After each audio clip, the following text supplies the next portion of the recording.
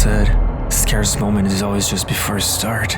Every keystroke, I hasten dance on the precipice of the unknown, as if I tread upon the fragile boundary between light and darkness. The cursor blinks mockingly, a silent challenge to confront the abyss of the blank page. Each world, I hasten step forward into the abyss, unsure if it will lead to revelation or ruin. And yet, within this chaos, there lies a strange allure, a whisper of possibility that drives me onward. For within the strokes of the keyboard lies the power to shape worlds, to conjure nightmares and dreams alike, weaving tales that define reason and linger in the recesses of the mind. A script is a step-by-step guide for each character to follow. No questions asked. It defines how they will die or live if the plot deems it fit. The power that words can have in a story is beyond anything, limited only by the writer's imagination, or perhaps by some other entity that forces the writer to deviate from the original path, to create a new story, a new character, a new ending. My name is Jules, and I'm a writer.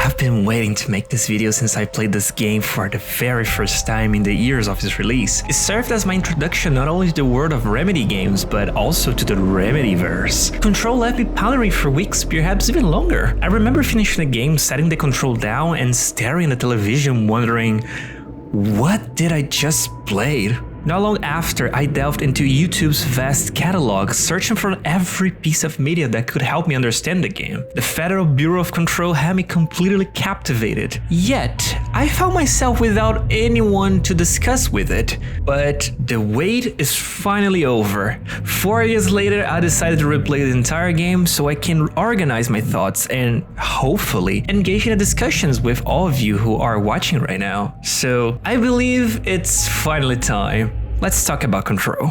This is gonna be weirder than usual. Can't be helped.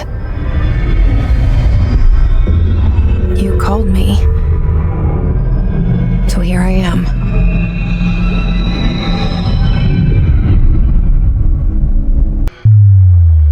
I know I shut you out sometimes. I'm always glad to hear from you.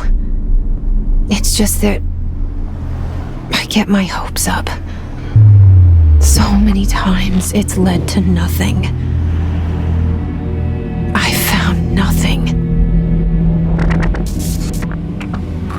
It's like we live in a room and there's a poster on the wall. We stare at it and we think that's the whole world. The room and the poster.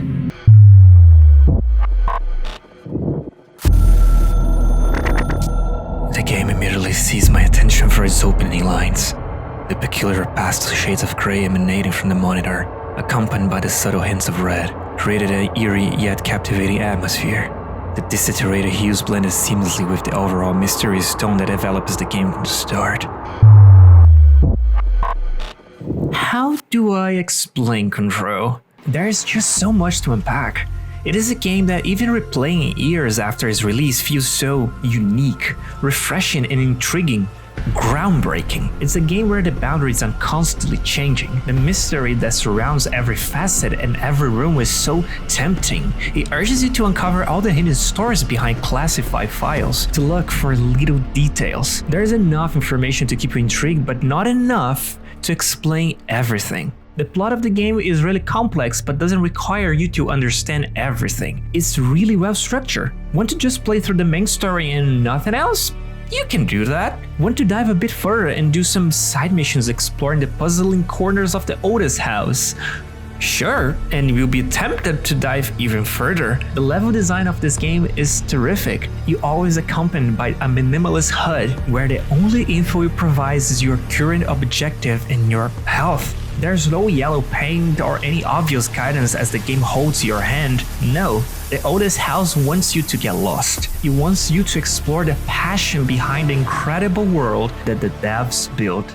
I always found myself deviating from the main story just so I can explore more rooms and read more files. I wanted to digest this world, to understand why the His invaded the oldest house, why we are here, who Polaris is, where Dr. Darling is, and so much more. I know you might not understand now what all those names are, so let me explain as best as I can what is going on in Control.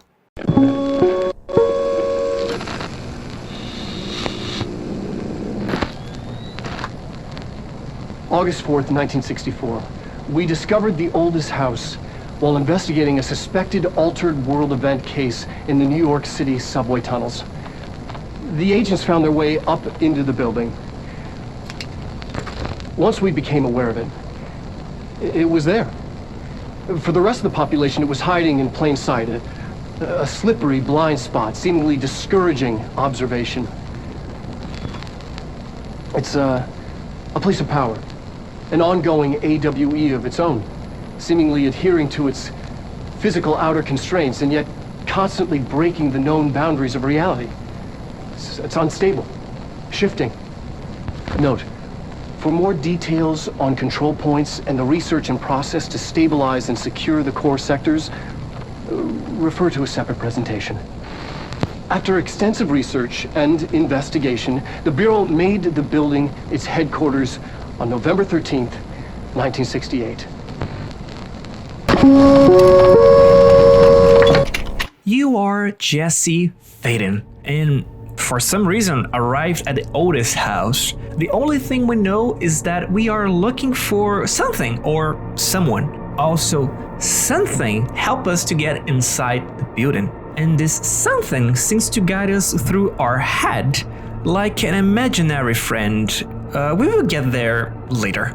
So you explore the vast empty building as the terrific level design just prompts you even more questions. Upon diving a bit deeper, we found Otti, the janitor that quickly tells us that we are here for a job interview as the new janitor assistant. It is pretty intriguing the fact that Jesse doesn't seem to not be bothered by this eerie atmosphere, and especially after Otti just read our minds. Otti the janitor is a friendly face in my book. Better than somebody with no face at all. Think about it. Not long after, he points us towards an elevator. We enter and title drop.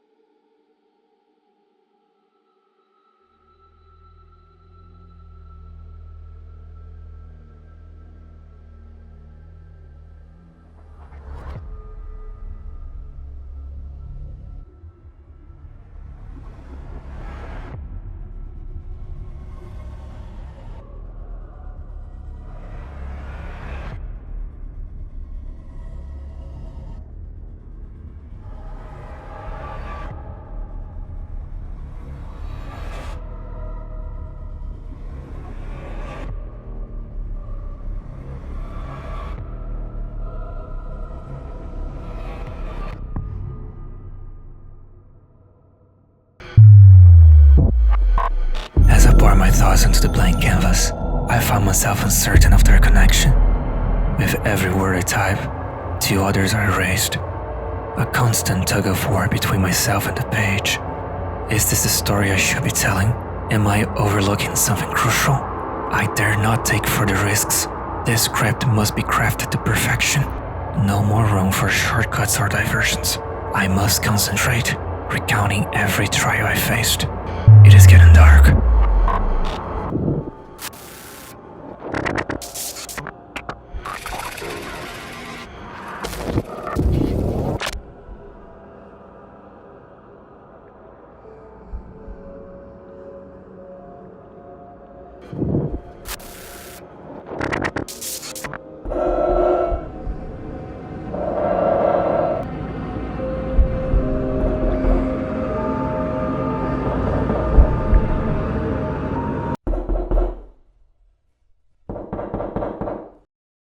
I need to hurry. Did I lose you there for a moment? After stepping out of the elevator and being greeted by a beautifully framed camera, we venture down the corridor. It presents as an ordinary office, yet an eerie emptiness pervades. Our attention is drawn to a door at the corridor's end. Urgency fills us as we move to investigate. Upon opening it, we're confronted with a grisly scene, a fresh murder, the weapon lying nearby. The voice in our heads insists we retrieve the gun. Jessie hesitates briefly before yielding to her inner voice, and thus, you assume the role of director.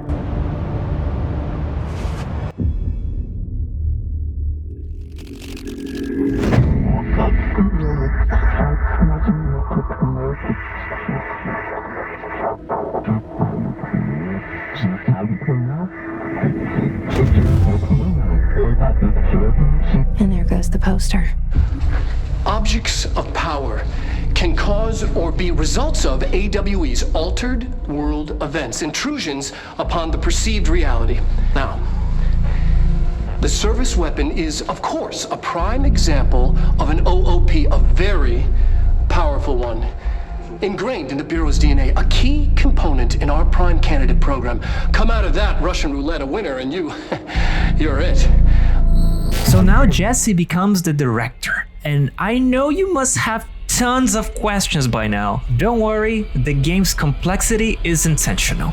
It's crafted in a way that as you progress, those aha moments begin to click into place. It's a prime example of a story that reveals this mystery while maintaining coherence. Unlike tales that scatter random elements for the sake of edginess, Control is well crafted. Often, stories of this nature stumble at the finish line, attempting to explain every detail neatly. Yet, Control defies this trend and embraces the enigmatic, encouraging personal interpretation. It keeps you engaged, leaving plenty to imagination without fully unpacking itself, leaving you hungry for more. For the purposes of this video, I will dive into some key terminology to provide a better understanding of recent events. What exactly is a service weapon, and what about an OOP?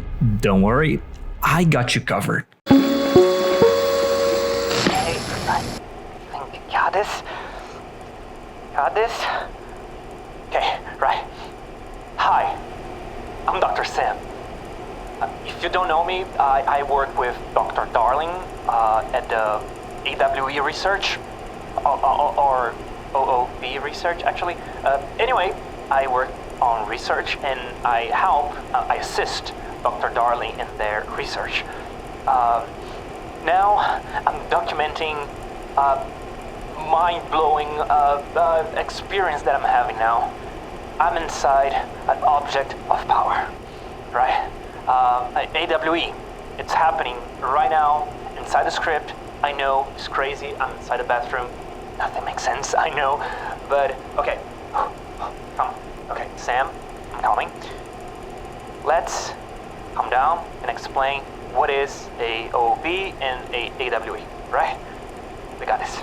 An object of power is simply an altered item. So let's say, for example, this pen is an object of power. So every time I use this pen, let's say I draw a door in a wall, and then this door becomes real. This means that this pen has a power. And this power, the result of the action, is called an AWE, altered world event. So an object of power caused an AWE. The pen, after drawing a door, the door becomes real, AWE. Right? I think that's it. With that explained, I can comfortably say about this place that I'm at. It might look like a bathroom, but it's a AWE. Actually, I'm inside an object of power, or a AWE. It's crazy, I know, but I'm inside script. The script was found back in Cauldron Lake when a famous writer disappeared, like thin air, vanished. And then, nearby the edge of the lake, we found some pages put out together, and then some people got stuck into the script. So those people, we were trying to study and trying to find them, and with no success until now, we couldn't find them. But after some research, I tried to dive myself into the script, because I think we were getting no results. So because I'm here at script, I can further investigate the cause of this. So of course the script has a beginning, middle and end, and we assume the theory that getting to the end will lead me into the exit. I just need to hope that this is not a horror story. I hope this is a comedy, a romance, maybe an adventure. But yeah, so far I'm in the bathroom, and I think nothing happens in the bathroom, right?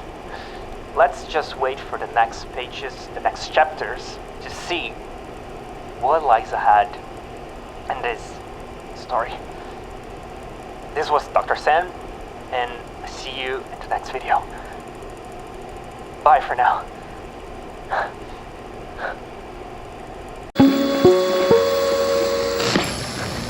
Look at this place. Where am I?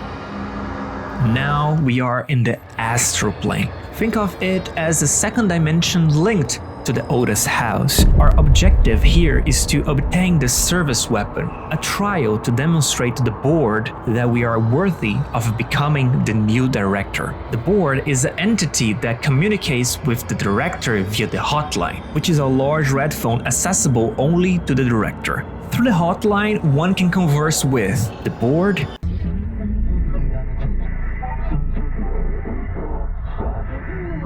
deceased individuals, and even beings from other dimensions. It is also an OOP, object of power, exclusively tied to the director.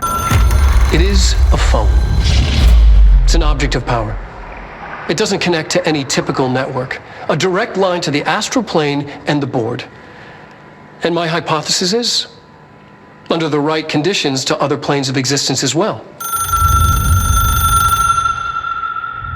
After completing its trial, the board deems us worthy of the role of the new director, granting us the permission to use the service weapon and access its powers. So finally, we prove worthy for being the new director, and we have to all costs defend the Bureau. It is our duty now to...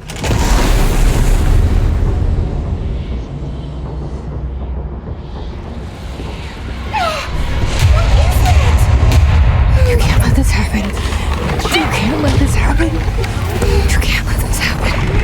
You can't let this happen. You can't let this happen. You can't let this happen. You can't let this happen. You can't let this happen. You stopped it. You... Oh, thank you. That was... horror. It is our duty to defend the Otis house from the hiss. I love how their introduction is so impactful and striking, with the bright red lighting up the entire room as if something is totally off. The saturated colors are vivid, but you still sense it's not a safe place. It's confusing, disorderly, and noisy. The hiss are entities that originated from another dimension, more specific, from inside an object of power that caused an AWE in Jesse's hometown, Ordinary. Remember this name because I'm going to talk about more in a bit.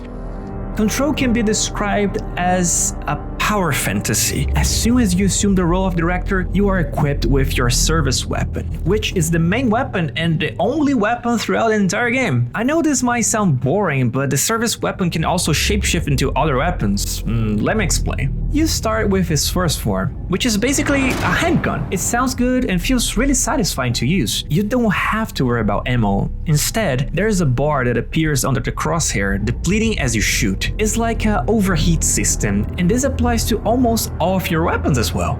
As you defeat more enemies and discover more objects of power, you'll be rewarded with resources to craft new weapons that the service weapon can transform into and upgrade their damage. The game has a simple crafting system that works quite well for its purpose. It's not complex and is easy to use. You can see the materials needed in the right corner, along with a large craft button right below it. Additionally, you can see which upgrades are available. The weapon blueprint is slightly more visible compared to the other ones. The only thing that bothered me is that the UI is not very intuitive. There's no clear way to identify what is an upgrade and what is a new weapon. In fact, during my first playthrough 4 years ago, I only realized that I had obtained a new weapon a couple hours into the game because I thought I was just upgrading my service weapon to deal more damage and nothing else. Alongside the upgrades, you have a mod system, which consists of perks that you can attach to your weapon and their respective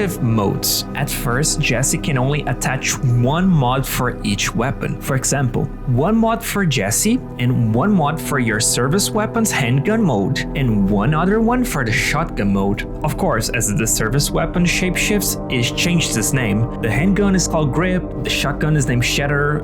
However, I'm using basic terms to make the example clearer. The mod system is very simple and intuitive, and the effects are straightforward. You can actually feel the difference right away. By the end game, I felt incredibly powerful. It was fantastic just throwing the breeze as I was melting health bars left and right. The power fantasy of Control is just sublime. As you acquire these upgrades, you can feel Jessie becoming stronger, which aligns perfectly with the plot of her assuming the role of director and understanding more about her purpose as she explores the oldest house. The weapons sound great, and they feel also incredibly powerful, especially my favorite one, the Shatter, or aka the shotgun. My god, this gun can delete his out of the existence at close range, especially with the right mods.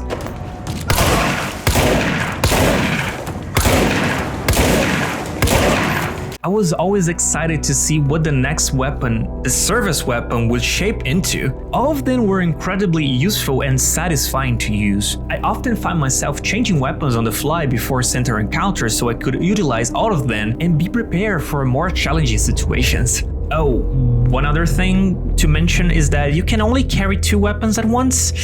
It's not bad, but I imagine it would fit really well with a Doom-style weapon switching mechanic. I think it would enhance the power fantasy even further, especially alongside your powers. I think that was a great idea, devs.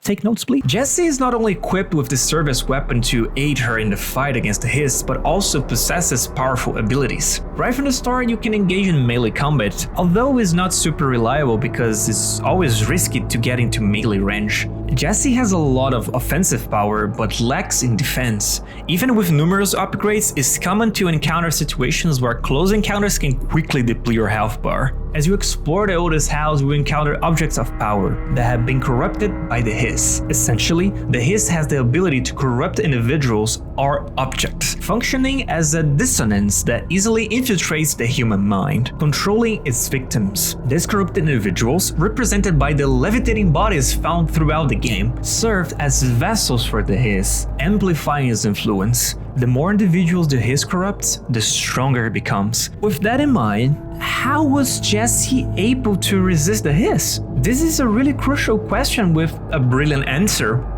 Polaris. While the Hiss operates as a dissonance, Polaris functions as a resonance. Dissonance represents a harsh, unpleasant frequency, whereas resonance is the opposite, a harmonious frequency. To illustrate, consider replaying a sequence of chords.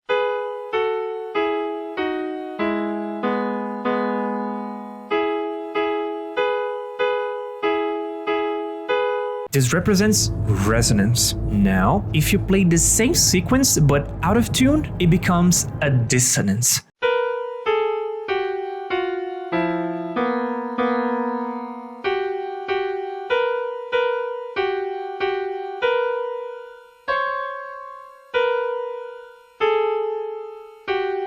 The reason Polaris can shield Jesse's mind for the hiss is because when two waves collide, they cancel each other out. So, when the dissonant frequency clashes with the resonance frequency, they neutralize each other. Remember this concept, as it will become important later. However, there's another crucial point. Who is Polaris? Do you recall the voice that guided Jesse to the oldest house? Yep, that voice is Polaris. It functions as an inner voice within Jessie's mind, her subconscious, and the entity that informed her about the place. Perhaps this is why Jessie didn't appear intimidated by the oldest house and didn't find anything too unsettling. Now that we understand Polaris and how it can repel the hiss, let's discuss corrupted objects of power. Just look at it. 8 inches wide and capable of storing a whopping 80 kilobytes. Stolen by our friends at the CIA, the disk held the launch codes to Soviet nukes. This is not the disk, of course, but one exactly like it. A perfect fusion of concepts vibrating in the Cold War era collective unconscious. A receptacle. It is a receptacle for dangerous energies to hone in on. And they did. We don't have the details, but when things started flying around the disk, it was transferred to us. It's an object of power. OOP. Oops. Oh, and it can launch things telekinetically through the air. To date, we've launched maybe 3 dozen pencils. And once, we even launched a cup.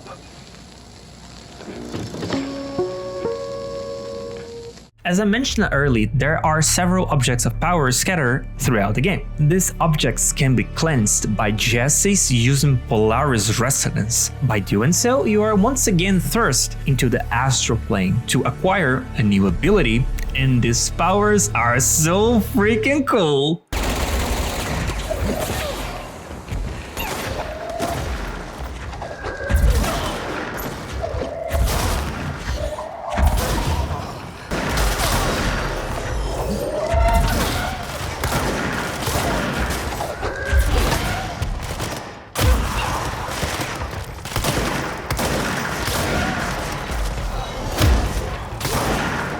These abilities or powers truly transform Jesse into a superhero. With telekinesis, you can hurl objects ranging from entire desks to enemies and massive boulders. The reaction varies depending on what you throw. Larger objects deal more damage, while throwing a fire extinguisher can cause it to explode, covering everything in the vicinity with white powder. There is meticulously attention to details in how objects react to damage and how they are thrown. It's simply terrific how the scenario reacts to all the damage that the battle is causing. Additionally, you can create shields using concrete, dash around midair to cover more distance, or dodge enemies, or even teleport to previously unreachable locations. My personal favorite is the ground slam, which you acquire after gaining the ability to levitate. Extremely useful and frequently used throughout the game. Utilizing the high ground is always advantageous, providing a clear vantage point to hurdle objects, shoot enemies, and execute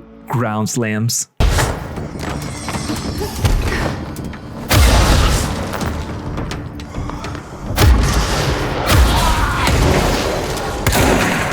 Despite the variety of weapons and abilities available, you often find the most effective approach is simply spamming the throwing button. It inflicts significant damage, especially with upgrades, effortlessly dismantling shields and depleting health bars. Even if it doesn't result in a kill, it frequently staggers enemies long enough for you to finish them off or effectively stun block them if it possesses a higher health. While having a vast arsenal at your disposal is fantastic, the overwhelming sensation of power often leads you to rely primarily on throwing objects, as it consistently proves to be the most effective strategy.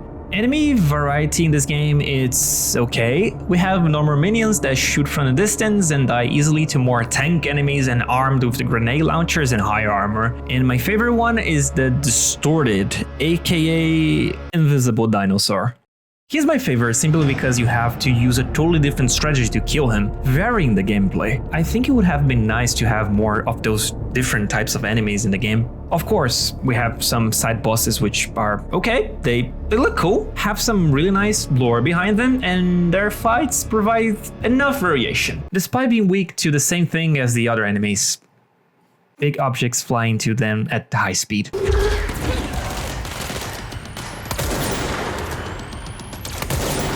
Speaking of about flying objects, the sound of this game is music to my ears. Despite also having an excellent soundtrack, the sound as you are using Jesse's powers are a joy to hear. They have this very whoosh sound that enhances the sensation of being this powerhouse. The explosion sounds gracefully and impactful, both in sound and visually. And also when there is a section that is infected by the hiss, you can hear from a mile away and guide yourself by sound if there are any enemies around the corner. It's just peak sound design. The board, the astral plane, objects of power. Jessie didn't flinch at any of it. She's here with purpose, resolute. After dealing with the initial wave of his infection, she caught an unsettling sound, a discord echo in the distance. Unsettling. With urgency, she swung open the door whence the sound emanated. And what awaited beyond the threshold was truly horrifying. So now, into the next section. We need to cleanse a control point, which is basically like the bonfires in Dark Souls games. During your playthrough, you'll find those rooms completely lit up in red, indicating that this place is heavily infected. The walls are distorted, turning the room into a Usher-like artwork with surreal geometry. However, after defeating all the waves of enemies that appeared, you can cleanse that sector, restoring everything back to normal once again.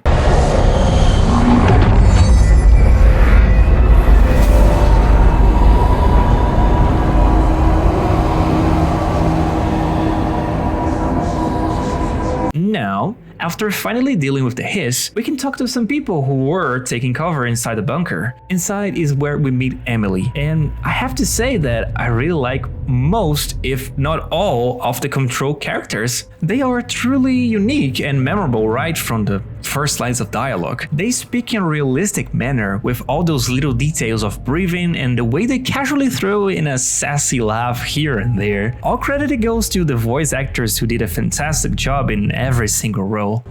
And you entered the building when it was already in the lockdown before you became the new director? How? I'm not ready to tell her about you yet. A janitor let me in. I love it. This is fucking unbelievable. I can't even... Look, Jesse, I have a million questions and you probably have a million more. My only complaint that I've seen also other people comment on it is the weird facial expressions. They are not bad, but they look weird, out of sync to the point of even distracting you a bit sometimes. So Emily is an employee from the oldest house that seems to be really knowledgeable about all the protocols and rules that we have to follow. She's really someone that loves her job, and this aspect makes her not only unique, but really fun to talk about. As we meet Emily, we delve deeper into the lore and uncover the main reason why Jesse's here: to find her brother, Dylan. Emily discusses his presence within the oldest house, and despite having captured her brother years ago, Jesse remains remarkably calm in the situation, treating everyone with a lot of respect. Following this conversation, we can inquire about some details that shed further light on the situation. To better grasp what is happening, Emily advises to speak with Trench, the former director who we discover deceased through the hotline. I particularly enjoy Trench's hotline cutscenes. The way he portrays his character with a sense of sadness and hopelessness, tinged with regret in his voice. It's captivating, yet simultaneously, his confidence and extensive knowledge about his and the oldest house can help Jesse right now. And here is where we encounter my favorite location in the entire game. To access the hotline, you have to pull a hanging light cord 3 times. Each time you do, you hear this compressed sound as the lighting in the room shifts and you are transported to the Ocean View Motel. During an AWE investigation, our agents discovered a light switch cord in a Butte bungalow closet. They pulled the cord and were instantly transported to the Ocean View Motel and Casino.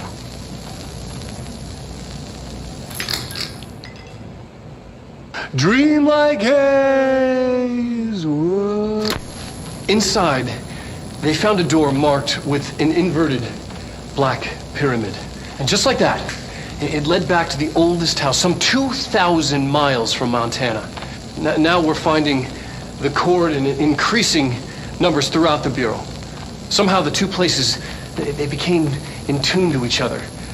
The actual physical location of the Ocean View is a mystery.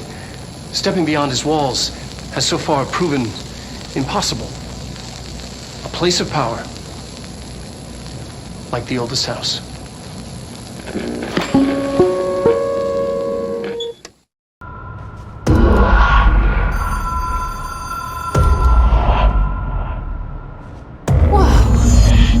Been here before?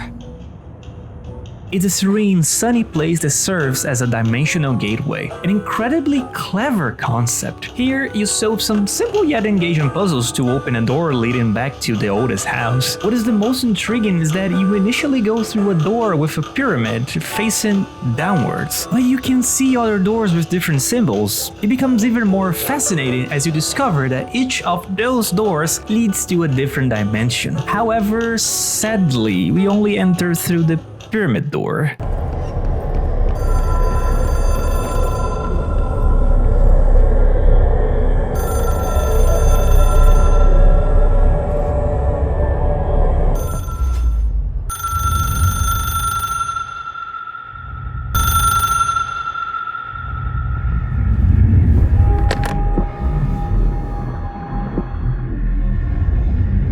A director needs a team, my management team. These people know the secrets of the Bureau as well as I do. Some even better. Darling, Tomasi, Salvador, Marshall. Marshall especially, my head of operations.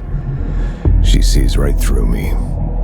She knows I don't like relying on people.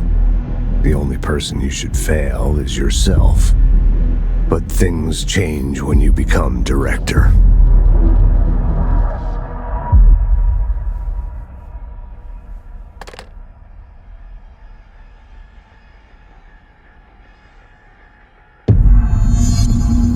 I have it.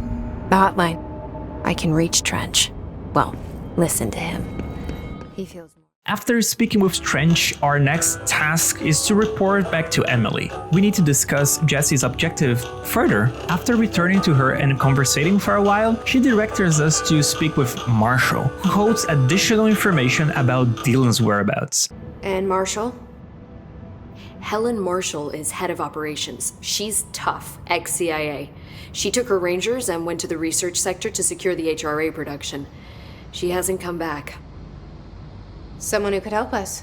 And here's where the game's main plot begins to feel a bit tedious. I would say, personally. From the outset until now, we've been inundated with so much terminology and world building, with loads of details that make this world incredibly intriguing to explore. However, now that we have an understanding about our main goal, the game space slows down considerably. We've located Marshall so we can talk about Dylan, but first, she requires our assistance in gathering materials to produce more HRA machines. These devices are attached to everyone's body as a means to prevent them from being infected by the hiss, essentially acting as a pocket Polaris.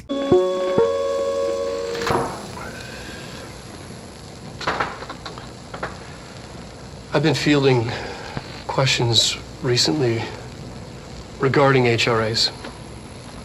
What are they for? Do you always need to wear them? And what's the deal with the Hedron resonance anyway?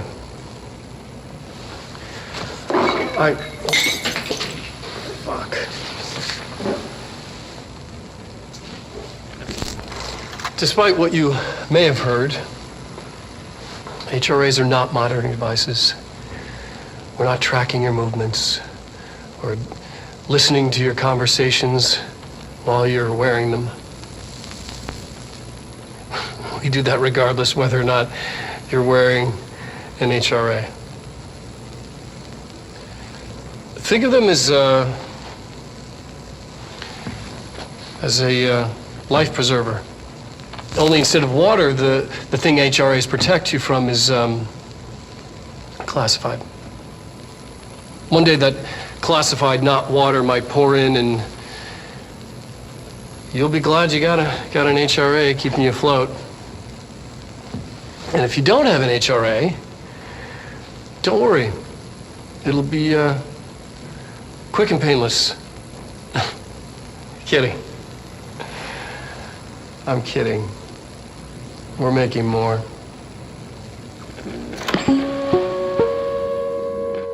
This part of the game introduces some of the side missions, which I must say are brilliantly crafted. Most of the time, I didn't feel like I was merely undertaking a side mission. Rather, I was immersed in exploring the oldest house and delving deeper into its lore. Each side mission unveils significant lore about this place and showcases the sheer craziness of some of its rooms.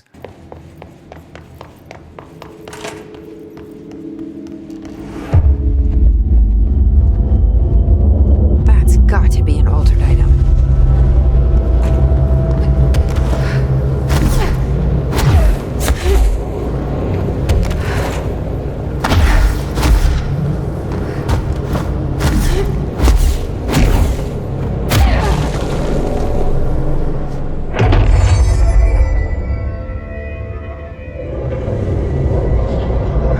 There's a plethora of side content available, but my favorite ones are Otti's janitor tasks. As Jesse serves as a janitor assistant, it makes perfect sense for us to assist him. Otti assigns us various objects to take care of before he embarks on his well-deserved vacation, and he humorously mentions this several times, which adds on his charisma. I adore Otti, and he will be important in a bit. And I have to mention those two side missions that got me so hyped about finding the next side mission because they were so mind-blowing. First, we have the fridge duty, where you have to help Philip. What are you doing in there?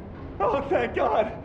Look, someone has to watch this object at all times, or it deviates. My shift replacement never showed up. Can you help me? Damn. I love how this mission begins. You can't immediately assist Philip. You first need to complete your main mission. I rushed through the main mission, worried about something happening to Philip. Unfortunately, all my efforts were in vain because when I finally reached him, the fridge ended up killing him. Jesse? The fridge is doing something! Philip?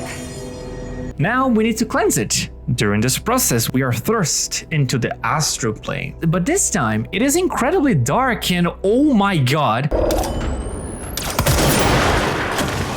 The second side mission that I really love is just this one where you have to cleanse a movie camera, but when you go after it, you get inside a movie and it's so freaking brilliant.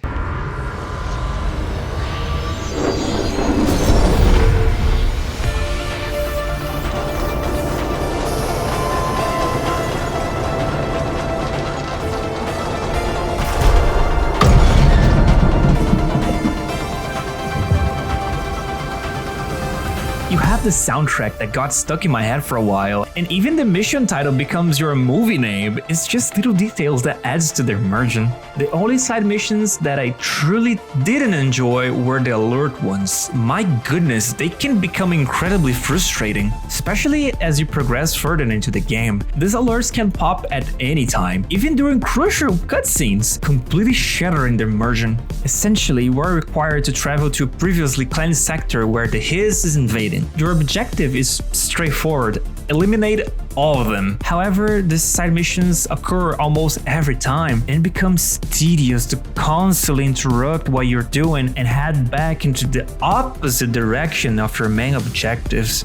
After completing some side content, I decided to resume the main storyline. As I mentioned earlier, this involves visiting various sectors to find a way to produce more HRAs, get additional materials, and then return to Marshall so she can finally discuss about Dylan. The game delivers the princess is in another castle moment where Marshall reveals Dylan's locations. We had to go to the Panoptagon, an amazing sector of the game where all the objects of power are kept, and where Philip tragically died. There's someone named Philip up in a cell. He's watching a refrigerator and very rapidly losing it. Philip? Oh shit, I forgot about fridge duty. He's been in there for over a day, I totally forgot. You forgot about him? Upon speaking with Langston, we learn about Dylan's cell, but upon arrival, Dylan is nowhere to be found. Something tells me that he's not okay. Are you there, Jesse? Emily? He's gone. Dylan isn't here. He might be nearby. Or maybe the hiss got to him. I don't know. Jesse, listen. Dylan's here. With us. He just walked in. He says he is giving himself up. He's been affected by the hiss, but he is different than the others.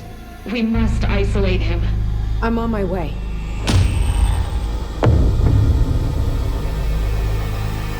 We need to get back.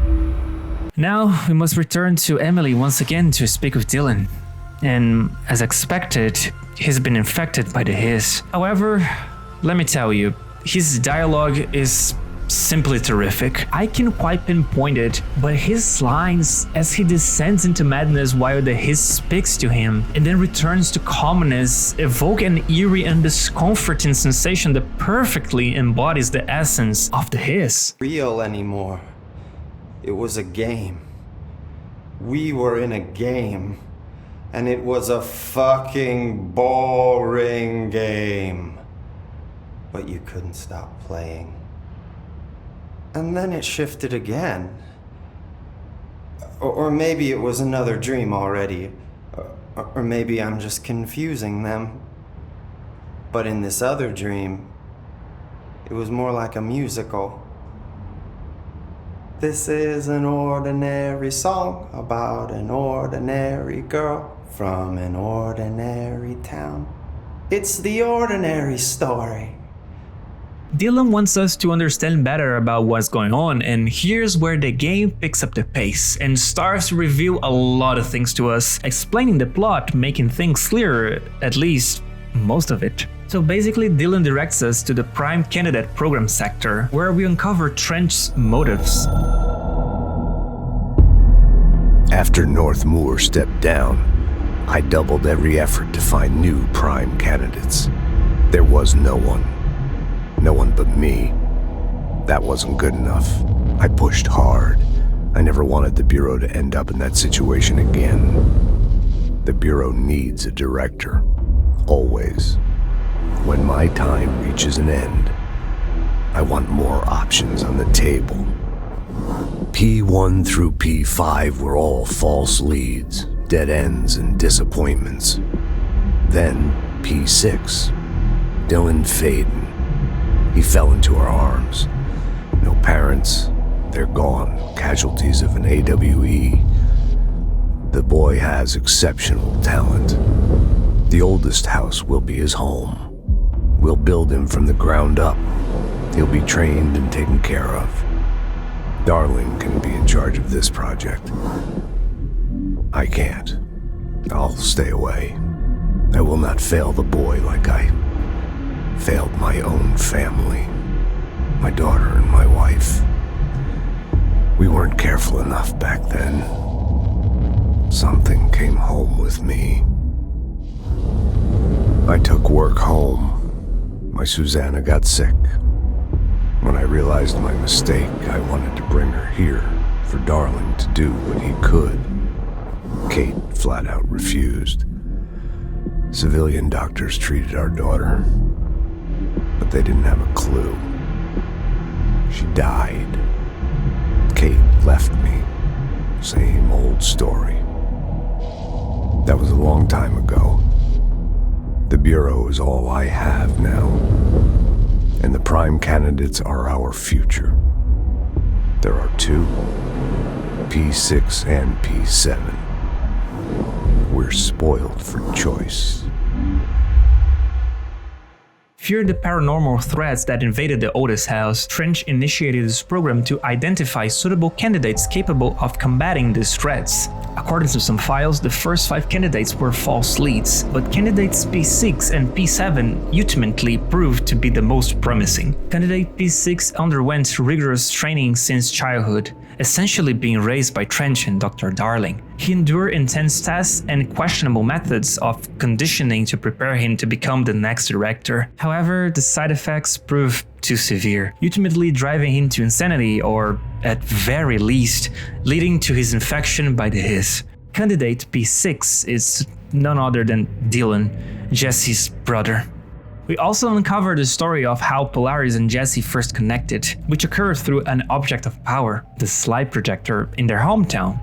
Ordinary. Back in the day when Jesse and Dylan were just kids, they stumbled upon this projector, which contained slides that act as gateways to another dimension. They explore slide 36, where they encounter 5 monoliths in the middle of the desert, known as the Hand by the Bureau. Inside this dimension, there was no sound, only a resonance that they later discovered to be Polaris. Jesse formed a bond with Polaris, but Dylan did not share the same connection. Eventually, Dylan showed the projector to a friend from school, and while exploring other slides, they came across the Not Mother slide, a dimension that corrupted the children, turning them violent and leading them to commit atrocities at their school. Upon learning of this, Jesse sought help from Polaris, who promptly assisted her in deactivating the slides. After doing so, not only the mother slide vanished, but also the infected children that were inside of it. To prevent any future incidents, Jesse decided to burn all the slides except the slide 36, effectively ending the ordinary AWE. Eventually, Hedron woke up to a resonance inside Jesse, calling for her, and that's why Polaris guided Jesse to the Otis house. And now, you might be asking, what or who is Hedron? Do not worry. This is the next part of the game. We need to find Hedron. After visiting the Prime Candidate sector and uncovering everything, you discover that Dr. Darling relocated the slide projector to Dimension Research, a new sector dedicated to exploring the ordinary events in the slide projector.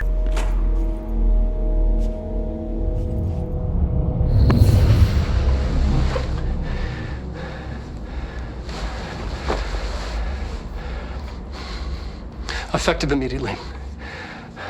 I'm setting up a new department. Dimensional research in the research sector. Transferring the slide projector there. That's where my focus will be now. The ordinary site remains as is. We'll be back to... I don't know when.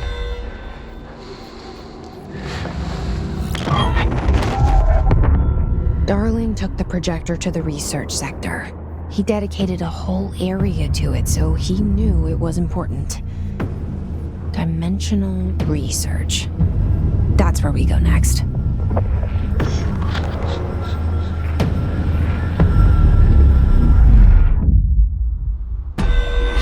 However, to access it, we must navigate through the Astro Maze. No matter which path you take, you always end up at the beginning. But fret not, there's still a way through the maze, and for that, we need help from an old friend of ours.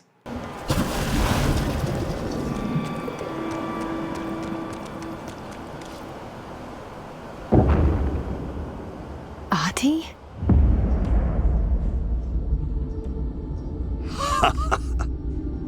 Did you miss me? Did you have peace in your song? Yes. No. Bark don't make a wound. You did good. Take my cassette player. You can borrow it. The song is a present from my friends to you. It will get you through the maze so you can do your job. Well, Ahti, I hope you have an amazing vacation. Thanks again, friend. I can tell you about Ahti, but I just love when you keep the mystery going. Sometimes explaining it can break the immersion, so let's just say that Ahti got his well-deserved vacation. Well, Now we have a cassette player that will allow me to go through the maze. And you might be asking, how a cassette player will get you through a maze? Well, after showing you so much weird stuff, this should not be a question anymore. But I will show you anyway. Take control. Take control.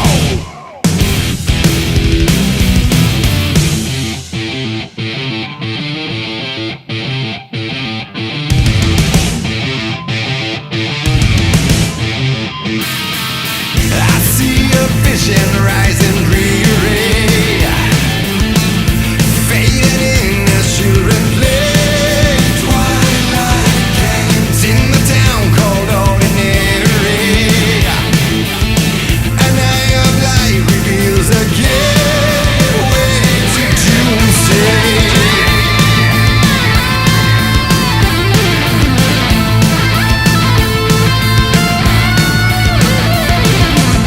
In that projection of reality, something passes through the stars, shifting walls, enter regions of real fantasy. For evil holds you in its own. That was awesome. Indeed, Jesse, that was fucking awesome. Now we're finally here, Dimensional Research. Upon arriving, we can already find the image of Slide 36, a desert with 5 monoliths in the distance. We climb up so we can get through the lab, but again, the slide projector is not here. Instead, we found something else. Hedron. Expedition 3. We located the source of the resonance in Slidescape 36. It is an entity, a living organism of a considerable mass. I've named it Hedron based on its physical shape. Hedron. We built a Was container that for it. you? Did he bring you here? Is that why you brought me here? You're here. You're here. Polaris tells us that we need to get to Hedron, and without questioning, That's what I did.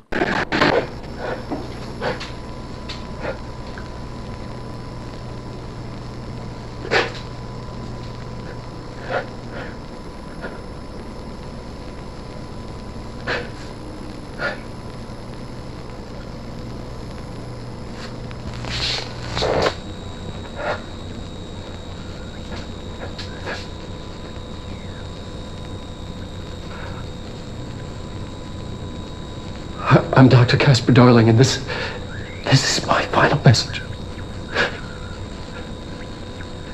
It's not the end. But after this, I won't. I exposed myself to Hedron resonance fully. It's changing me.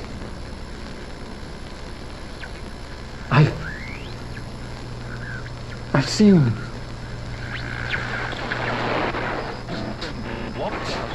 I've been shown so much.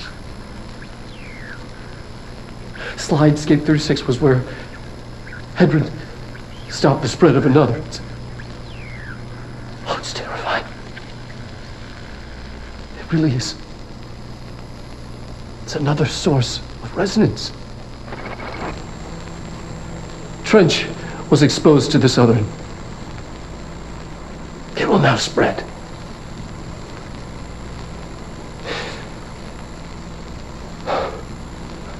I've done everything I can to stop it. The Hedron resonance amplifiers. I don't know if it'll make a difference.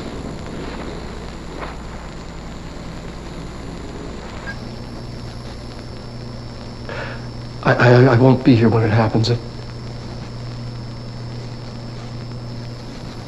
I should have told him anymore.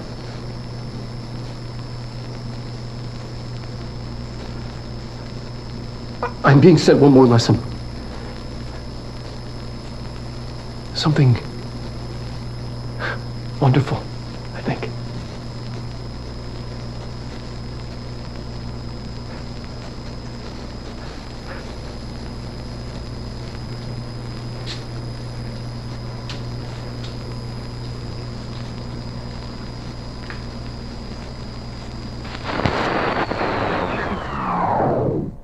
Behind this gate lies Hedron, but is sealed by a gigantic HRA. Upon breaking the seal, the Hiss immediately invade Hedron. The HRA was protecting Hedron for this very reason.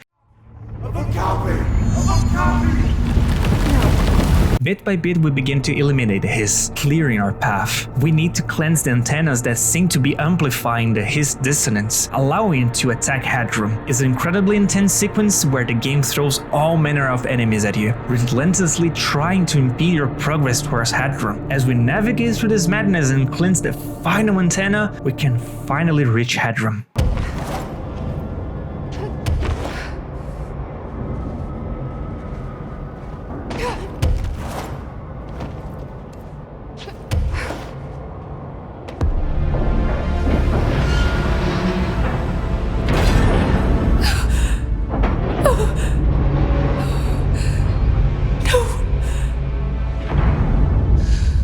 Poster comes down and there's nothing there. It's just the cell and death. I was wrong. There was never anything there. Hello? Polaris, are you there? Please, please help me. Let me sleep. Please. I just want to sleep. Now, let me sleep.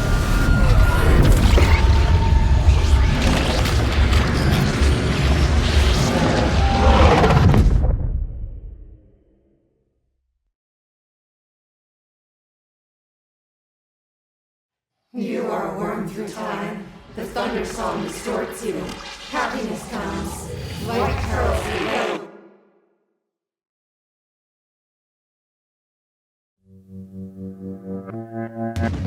And that was Control. Yep, I know it might be a bummer for you that are watching this video and the video just ended abruptly like this way, but you know, I think they have this weird idea of doing this type of script. Despite the bad ending, I was kind of expecting due to the nature of the game and how the events were so badly written. Whence it's expected from feeble flesh. Inferior minds that can be cracked. Accept the control through orange, pale female, disgusting anus. Yellow, red, eye. Right. You leave your insides white as gold. Push the fingers through the surface into the wet. Oh, baby. You want this to be true. You stay around while you dream. Federal Bureau of Control, how may I help you? I need those field reports typed up and in management's hands first thing tomorrow. The Bureau's the best at what it does. Protecting everyday Americans from foreign threats. There's the new girl, standing around daydreaming when she should be getting work done. Who the hell does she think she is? The director? Controls tells the story about Jessie, an ordinary employee that works for the Federal Bureau of Control. She is always here on time. Her duties are simple: deliver mail, serve coffee, and use the printer. She always does her job. She's not good at it. She's enough. Just an ordinary girl from an ordinary town working on an ordinary job. Once a day, she has to deliver a crucial mail to the director, and she always speaks with the janitor before doing so. Maybe you can find yourself in the director's office. I was just waiting for my mail. Please. Take the outgoing mail as well? Thank you.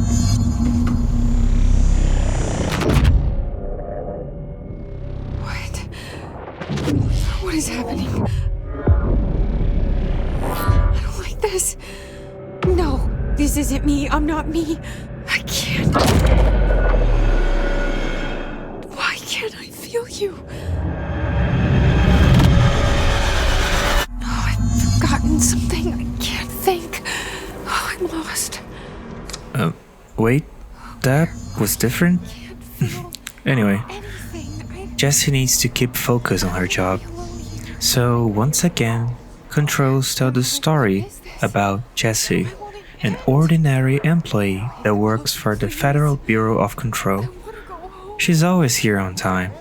Her duties are simple: deliver mail, serve coffee, and talk to Dylan.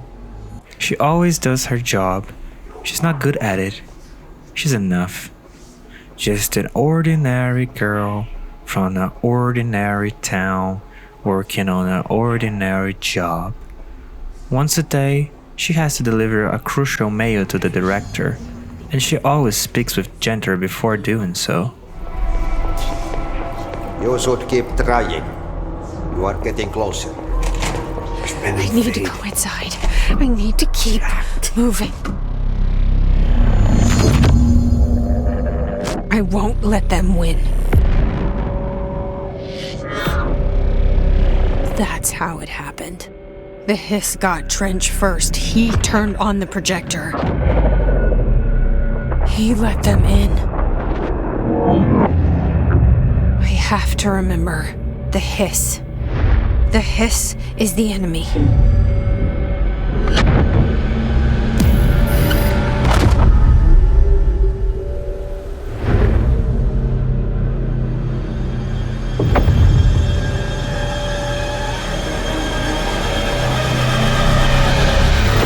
This is all inside my head. Wow, okay. This is weird. Jessie is not an ordinary girl, and this is beyond being an ordinary job. Jessie, just get out of here now. You are trapped into something. You need to break the cycle. I knew I chose a good assistant. I need my gun. You are a worm through time. The Thunder Soul distorts you. I know what I must do. Start at the beginning. I should have seen it earlier. This is my mess to clean up. My fight. No one else's. I am the director.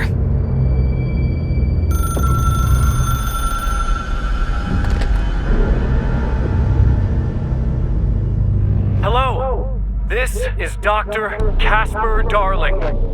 I have a classified message for the director of the Federal Bureau of Control. I have sad news. Hedron is gone now, but it was not a source. It was a catalyst. Do you understand? You must go to my office, the Endgame. It will be revealed.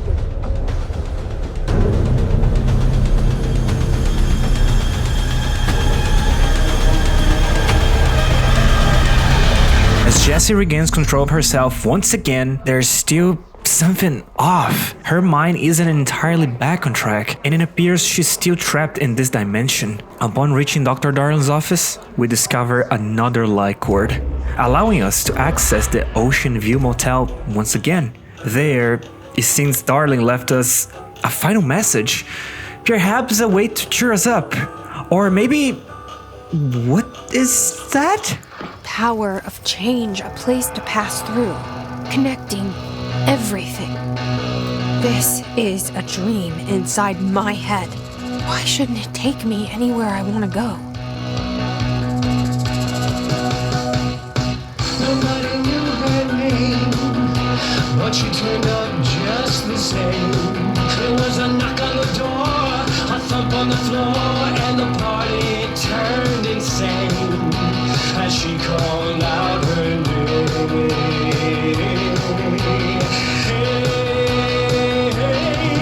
And she walked in looking like dynamite. She said, now come along and boogaloo through the night. And by the way she's moving, well, dynamite. Might she not, with all she's got the whole town lighting up dynamite. Nobody quite knowing what to do. What a beautiful surprise, Dr. Darling. I think this is my favorite moment in the entire game.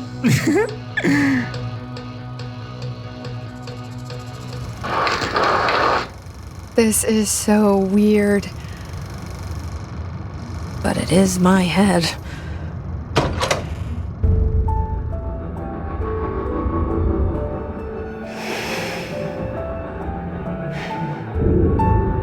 grow brighter around one constant. They revolve.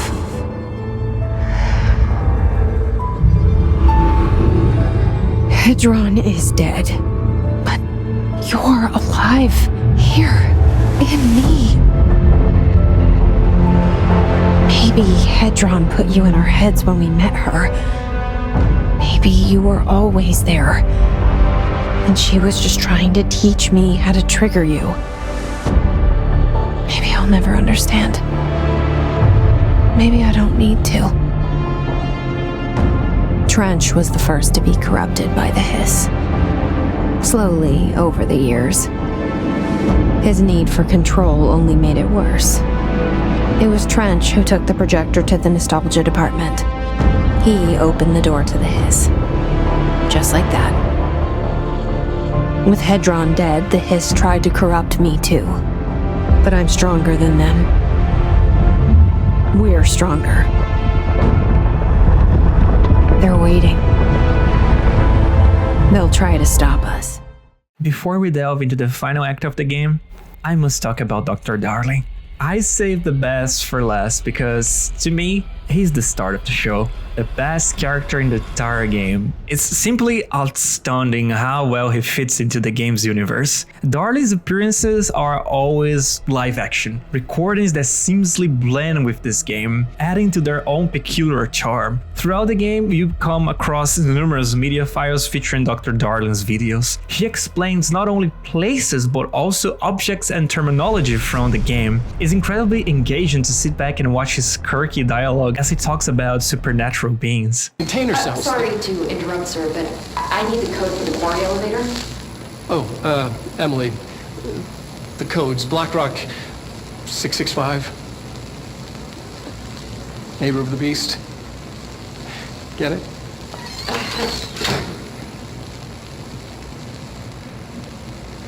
We can do that again if you...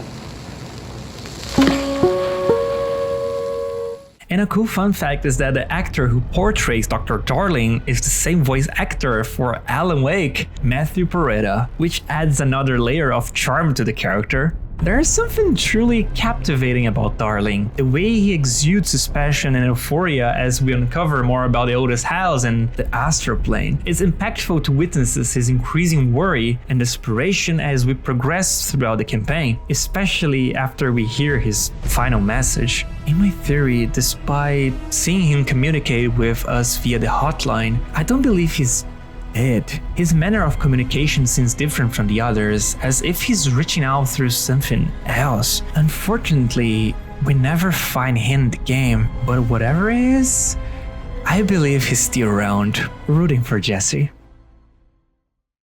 Now, as we enter the endgame, to be honest, there isn't much to say about it. We simply enter a section of the oldest house where the infection is increasingly strong. You can see it in the walls, constantly shifting and moving like never before. Despite the game indicating that the enemies are much stronger here, because I completed all the side quest content by this point, Jesse was incredibly overpowered. I don't know if the section was supposed to be really challenging because the game throws so many enemies at you, but I found it quite easy. With ease, I defeated every single hiss that crossed my path, but I have to say that the arena itself, it's great. It's basically the astral plane but completely corrupted by the hiss. The bright red just invading your screen as you hear the whispers and at some point even Dylan screaming.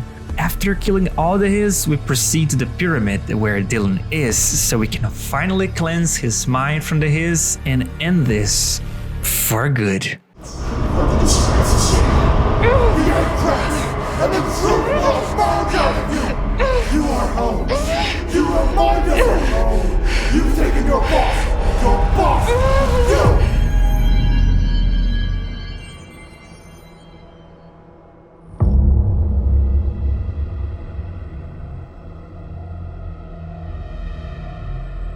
Dylan's in a coma. I don't know if there's anything of him left in there. If he'll ever find his way back. The portal's been closed, but the hiss is still in the oldest house. And the lockdown can't be lifted as long as any trace of it remains.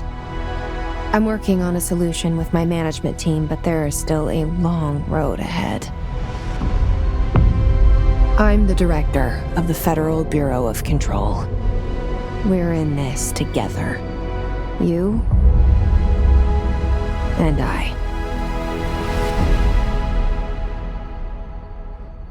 Yeah, that was the ending. And I must say that I was really disappointed because the game at this point was such a crescendo. It started really strong, then it dialed down a bit in the middle, but the side missions just kept the pace for me, being super fun and intriguing. Then it picked the pace back up again, only to end abruptly. It's so unsatisfying and it just doesn't answer crucial questions, leaving us hanging. I love this game a lot, but this ending was really disappointing. Of course, we still have the DLC, but I'll be honest, there isn't much happening here. It's clearly just establishing plot points for a future sequel, which I'm all for it. Basically, in the DLC, we venture down to the Nail, which is the foundation of the oldest house, as the namesake of the DLC. Upon arriving, we discover that Marshall is dead because she's communicating with us through the hotline. We need to reconstruct the Nail, which was blown up by Marshall, and is now causing the astral plane to leak into the reality. If it continues, it will collapse the entire existence. The DLC is pretty straightforward. They introduce new enemies and a few new abilities that you can only use in this section of the oldest house. At the end, we fix the Nail and engage in a really cool boss fight with Marshall, who sadly got infected by the hiss. The boss fight progressively intensifies as enemies spawn, but other beings from the astral plane also spawn to help you. It's a well-paced and enjoyable battle. After defeating Marshall, we cleanse the Nail from the hiss corruption. The DLC concludes with Jessie realizing that she wants to be a different director. Not only who only follows the board's instructions, but who can make her own decisions. It's short and sweet, and it is essentially more lore and Control gameplay, which I really love. Control is a power fantasy with impeccable world building. The love and care put into shine through the game's lore and aesthetic. It features solid gameplay that feels amazing to explore and allows you to blast everything your way. The story starts strong, slows down a bit in the middle, but gracefully picks itself up to deliver a real punch in the gut with that ending. Despite that, it's still a game that you must play not only for its gameplay, but also for its terrific and glorious world building, which might be one of my favorites that I ever experienced. So yeah, that was it for today. I want to thank you.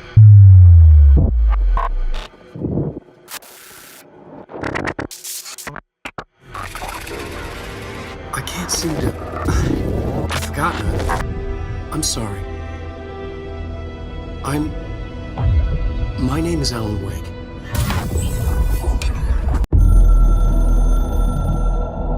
As the video concludes, the narrator remains close about one detail. One crucial point. One crucial mission. There are still things to explore, and this time, no shortcuts are allowed. What? What is this? Who are you? The writer. I wrote you in so we can get out of here. Together. Here? Where? Where are we? There's so much to explain, but you need to talk about one last thing.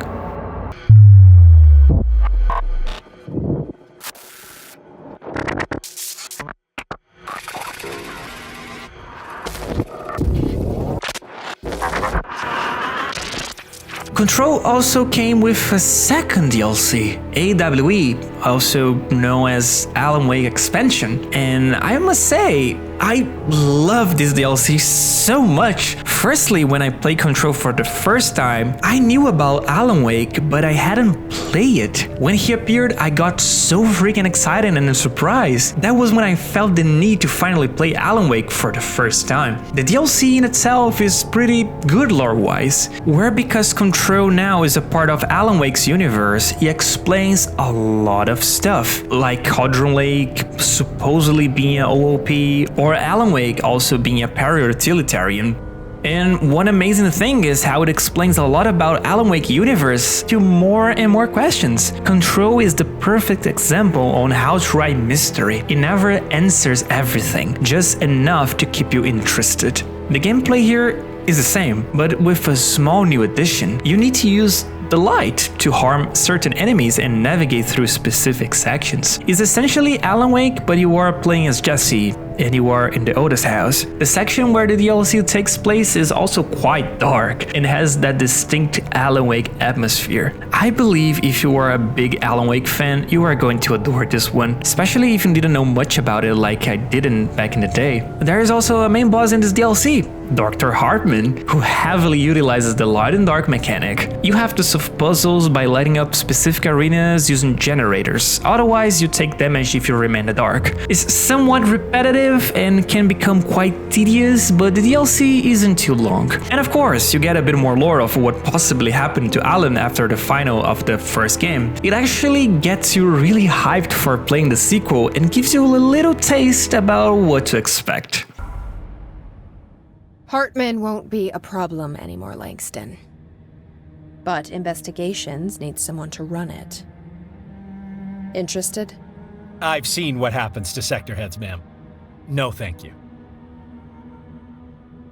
Ma'am, I'm getting something on my terminal here, an AWE alert from Bright Falls, Washington. But it might be a glitch. The date's all wrong, a couple of years in the future. And we're in lockdown, there shouldn't be any incoming signals. Maybe it was active before we went into lockdown? Are there agents on site? Let me check. Agent Estevez is the field agent in charge of monitoring the site, so she should be there to let us know if the situation has been through any major changes recently.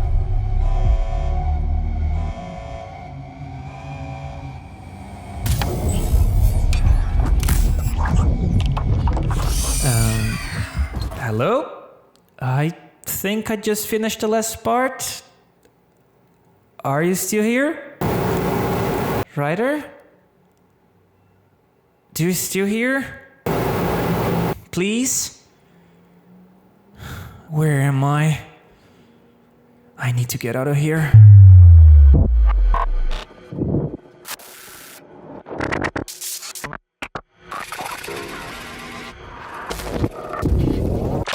After numerous attempts and countless pages, I stumbled upon a new pathway, one that eluded my expectations.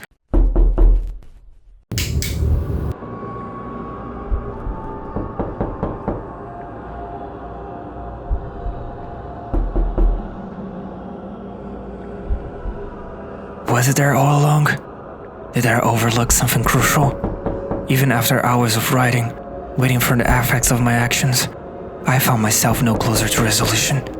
As the end of the video approaches, it reveals even more mysteries, leading me deeper into the unknown. There is still so much left to unravel. What I thought it was a conclusion merely scratches the surface. Like a lake's edge, I believe I was on the brink of closure. But in truth, I'm only just beginning.